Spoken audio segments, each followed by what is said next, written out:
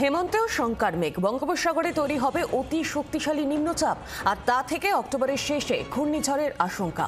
শেষ পর্যন্ত ঘূর্ণিঝড় পুদুচেরি উপকূল হয়ে আরব সাগরে যায়, তাহলে শাপে বর হবে বাংলার। অন্ধ্র ওড়িশা উপকূলের দিকে এলে বাংলার আকাশে মেঘ ঢুকবে। বাংলায় এখন হেমন্তকাল।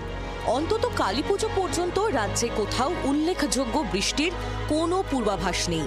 আনুষ্ঠানিকভাবে 13ই অক্টোবর বর্ষা বিদায় নিয়েছে পশ্চিমবঙ্গ থেকে, কিন্তু বিদায়ের এই মুহূর্তে আবহাওয়াবিদরা ঘূর্ণিঝড়ের ইঙ্গিত দিচ্ছেন। পরবর্তী ঘূর্ণিঝড়ের সম্ভাব্য তারিখ 27শে অক্টোবর দাবি করল বেশ কয়েকটি আন্তর্জাতিক আবহাওয়া গবেষণা মডেল।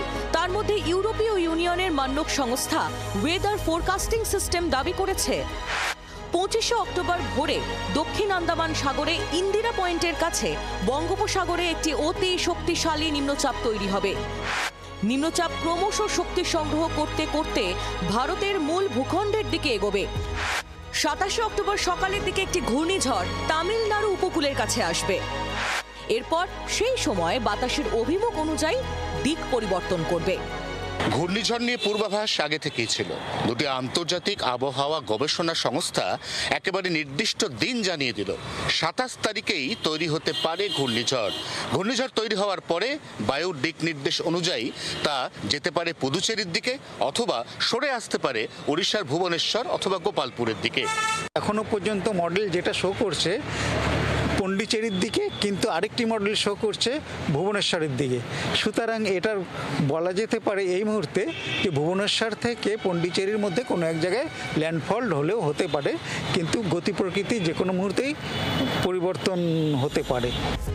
যদি এটি শেষ পর্যন্ত পুদুচেরি উপকূল হয়ে আরব সাগরে যায়, তাহলে শাপে বর হবে বাংলার। আকাশ হবে ঝলমলে মেঘমুক্ত।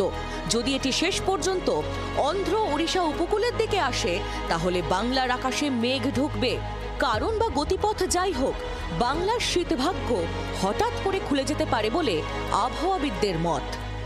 এই ঘূর্ণিঝড় টেনে নেবে প্রচুর জলীয় বাষ্প। কলকাতা সহ দক্ষিণবঙ্গের আকাশ হয়ে যাবে ঝলমলে মেঘমুক্ত এবং শীতের আমেজ অনেক বেশি করে অনুভূত হবে, এমনটাই এখনো পর্যন্ত পূর্বাভাস। জি 24 ঘন্টার জন্য ক্যামেরায় তরুণের সঙ্গে অয়ন, কলকাতা। বাংলার আওয়াজ, বাঙালির আবেগ, জি 24 ঘন্টা।